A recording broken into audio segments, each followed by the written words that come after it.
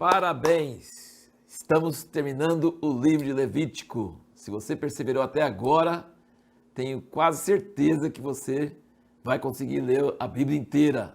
Vamos caminhar pela Bíblia.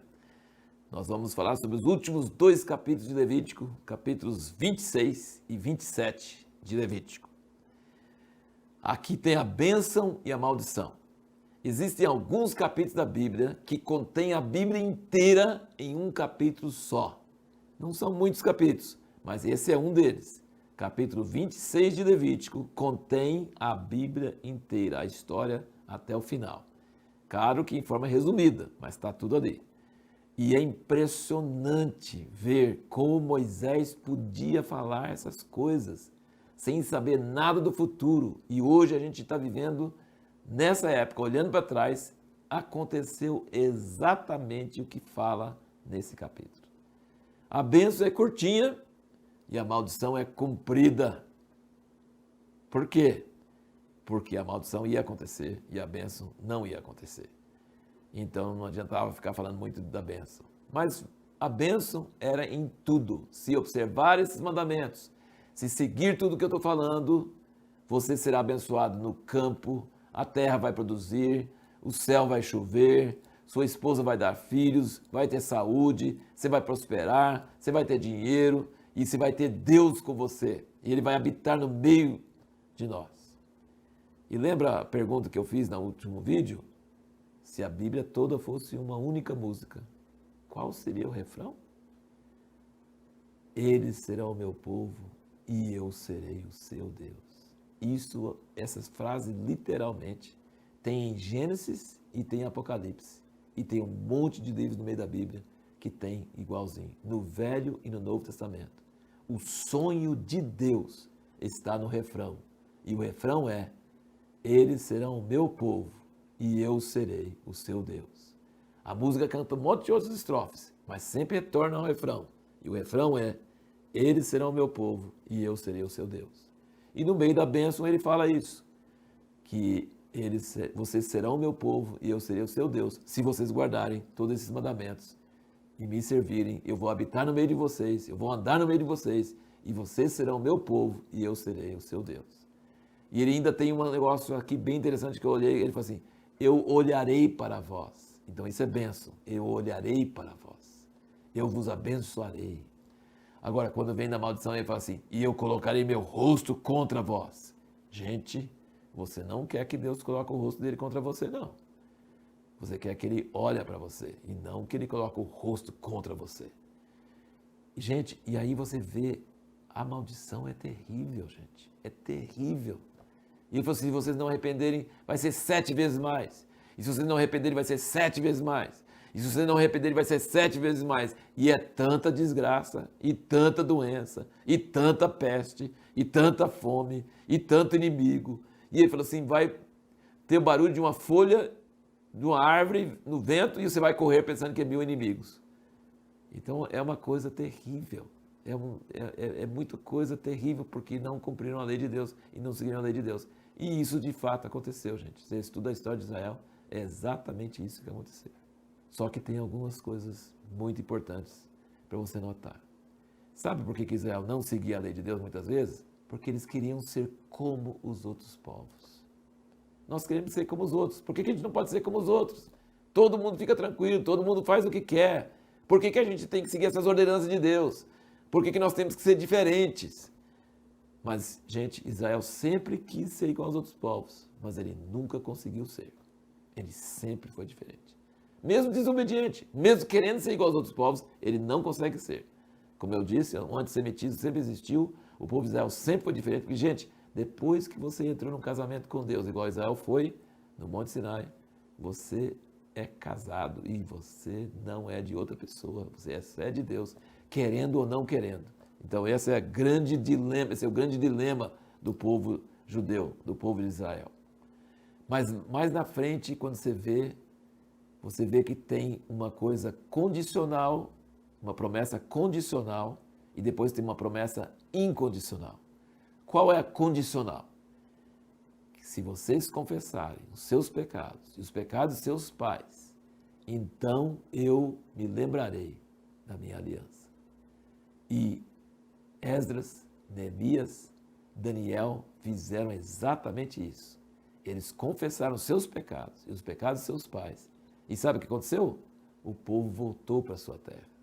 Porque em todas as maldições que estão ditas aqui neste capítulo, que é só ler o Velho Testamento todinho, que você vai ver o que aconteceu tudo direitinho, exatamente do jeito que está falando. Mas o pior era o povo ser expulso da terra, vomitado da terra, levado cativeiro para a Babilônia. Esse é o pior. 7 vezes mais, 7 vezes mais, 7 vezes mais. Quando chega no pior, eles são expulsos da terra. E sabe qual o aspecto da lei que Deus escolhe para dizer vocês são expulsos da terra? Ele fala, vocês não deixaram a terra descansar cada 7º ano. E então vocês vão para o cativeiro e a terra vai descansar 70 anos, vai descansar direto todos os sábados que você não deixou ela descansar. Então parece que a terra tem uma personalidade. A terra é de Deus e a terra precisa de descanso. Vocês não deram descanso para a terra e ela vai descansar enquanto vocês estão expulsos da terra. Mas aí, Esdras, Neemias e Daniel oraram dessa forma, pedindo perdão a Deus, seguindo exatamente essa condição. Se confessarem os seus pecados, os pecados de seus pais, eu lembrarei de vocês. E Deus lembrou deles e trouxe eles de volta da Babilônia. Mas nós sabemos que depois, na história posterior, depois da morte de Jesus, eles tiveram um outro cativeiro pelos romanos e foram espalhados em todas as nações. E por quase 2000 anos, Israel não estava na sua terra. Foi um cativeiro muito pior do que Babilônia. E Deus dá uma promessa incondicional. No fim ele fala, nunca vou deixar vocês serem exterminados. Gente, bomba atômica do Irã, holocausto de Hitler, qualquer antissemitismo no mundo inteiro, a ONU, todo mundo quer ser contra Israel, não consegue. Deus nunca vai deixar Israel ser exterminado. Sabe por quê? Porque ele fez uma aliança com Abraão, Isaac e Jacó. É mais ou menos assim, eles não prestam, eles estão castigados porque não prestam, mas eu fiz uma aliança e eu não vou deixar eles serem exterminados e eu vou cumprir minha promessa para eles. Isso é uma promessa incondicional. Então, gente, Deus é Deus e Ele nunca vai permitir que a sua honra seja tirado pela destruição de Israel. Pode crer nisso, Ele não vai deixar, porque se Ele deixar Israel ser destruído, a sua própria honra será destruída. Então ele chega perto, no holocausto chegou perto, em vários outros momentos tem chegado perto de uma destruição total, mas todos os profetas avisam, não vai conseguir destruir todos, porque Deus prometeu incondicionalmente que ele vai preservar por causa da sua aliança eterna com Abraão, Isaac e Jacó.